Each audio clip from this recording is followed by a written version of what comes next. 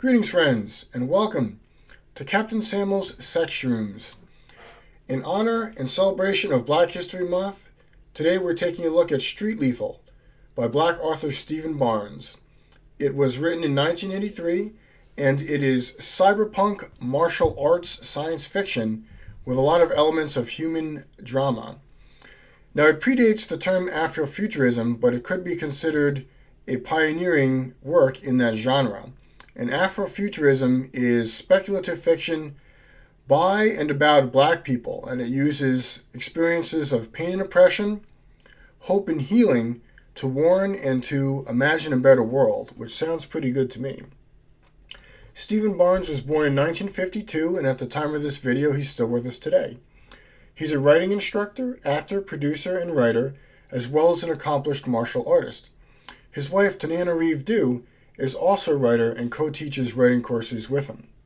I've put some links below to Stephen's website, his YouTube channel, and Tananarive's YouTube channel. And I just want to say I took a look at his website to learn a little bit more about him, and I was really drawn in and really impressed. He has this whole life writing course, which teaches people how to be writers and also look at their own lives to kind of get the success that they want.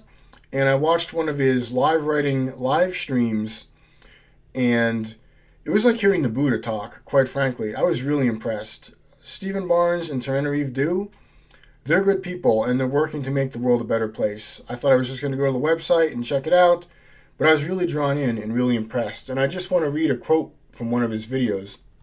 He says, "If you let others create your story for you, you're going to be a red shirt in their story. The answer is you, it's in your heart." I thought that was great. So, in terms of the book itself, it's set in dystopian near-future Los Angeles, which has been ravaged by earthquakes and apocalyptic fires, and so now most of the city is buried underground, and these teams of scavengers go into the underground labyrinths and pull out valuable resources. There's a sexually transmitted disease going around that turns people into ghouls, and then these ghouls wander the inner city of LA. And the biggest problem is this massive family gang run by the Ortega family, and they control all of the criminal rackets, from prostitution to drug sales. They exploit prison labor, and they harvest human organs. Ugh. So the story focuses on Aubrey Knight, who is a highly trained martial artist in the sport of null-G boxing. So that's basically like the UFC in a zero-gravity environment, like up on a space station. And it also focuses on Promise, who is a cybernetic stripper. Part of her skin is synthetic, and she can use it to create her own light shows when she dances or has sex with people.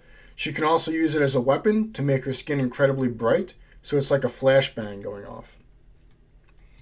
So Aubrey Knight formerly worked for the Ortega gang, but decided that he didn't want to be a criminal anymore. So he entered the world of null-G boxing and started to have some success with that. But the Ortega gang was angry that he left their services, and they frame him for a murder that he didn't commit, and he's unfairly sent to prison. The sci-fi elements in this book actually kind of take a back seat, and the focus is really on the characters and their inner world and their development as human beings. Aubrey Knight is an excellent character. He's extremely well written. So for most of the book, he goes around saying that he doesn't have any feelings, he doesn't have any thoughts, he doesn't hope or dream for anything, and he basically just doesn't give a f*** about anything is what he says. But what's done so well is that his actions, not all of them, because he does hurt some people and make some wrong choices, but consistently over the book, more and more, he starts to do the right thing. Even in really difficult situations, his behavior shows that he does care. He cares about himself, he cares about Promise, he cares about other human beings, and that ability to express compassion through his actions grow throughout the book, and it's really wonderful to see. I like that a lot. So a lot of the plot also has to do with the discovery of a new drug. It's a mushroom that's just been discovered, and it's a superpowered aphrodisiac. So not only does it make people incredibly horny, it also breaks down the ego barriers between them and the other person so that they feel as though they are one another. And the book talks about how drug use is no substitute for authentic love. It takes vulnerability, contact with one's own pain, making peace with one's feelings, and the restoration of hope to experience real life, real love, and a real life worth living. This story was brutal, but it was also beautiful. A hell of a contrast. Nothing like I've ever read before. So in terms of what I liked and didn't like about the book, this book reminds me of the movie RoboCop, where you've got all this extreme, over-the-top violence, corruption, and depravity surrounding a core story of reclaiming one's humanity. There's this one scene where Aubrey, who's this gigantic kicker of ass, is in prison, and one of the other prisoners, to be nice to Aubrey, decides that for recreation time, he's going to show recorded footage of a recent Nolgi boxing match. And so Aubrey is in the prison rec room with all the other prisoners, and he's watching this match of Nolgi boxing, and he starts to look at the earth, which he can see behind the Nolgi arena, and he looks at the earth and how beautiful it is, and the blueness of the ocean, and the green of the land, and the white of the clouds, and how much he yearns for freedom and he wants something better than just to be rotting away in prison. And this big, gigantic guy that can kick anyone's ass in prison starts to cry, and he's got to leave and go to the bathroom because he's just so touched by his desire for freedom and something better.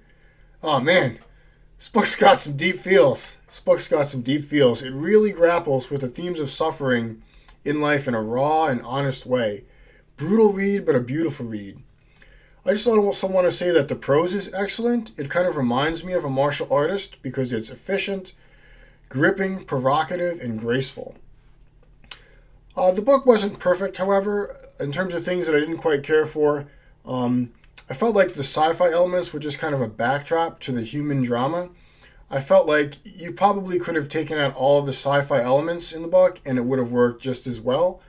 For me, I kind of like my sci-fi books to have something that's a little bit more out there, something a little more zany and unique. A lot of the tropes in the book that were sci-fi felt just kind of basic things I've heard before and not really necessary to the focus that was on the human drama. I also felt that the ending was a bit rushed. The main characters developed telepathy powers at the end, I guess because of the magic mushrooms, but it felt like that wasn't too clear, and I was a little bit lost as to why there were hundreds or thousands of people that were starting to use these magic mushroom drugs, but the only ones that developed the telepathy powers were the two main characters. And also at the end, there's this kind of sudden change of heart of one of the extremely evil villains, and the change just kind of felt like it came out of nowhere and wasn't quite earned. So I didn't care for that. But overall, this was a solid reading experience. 4 out of 5 stars for sure. It was a moving, raw reading experience with a lot to say about suffering and the inner world of tough guys. I do recommend it. If you've ever wanted to see a sword and sorcery type tough guy character like Imuro, metaphorically speaking, go on the Oprah Winfrey Show and start to self-actualize through difficult personal work while also having all these adventures, then this is a book you should check out. Anyways, I hope you're doing well. Thanks for watching.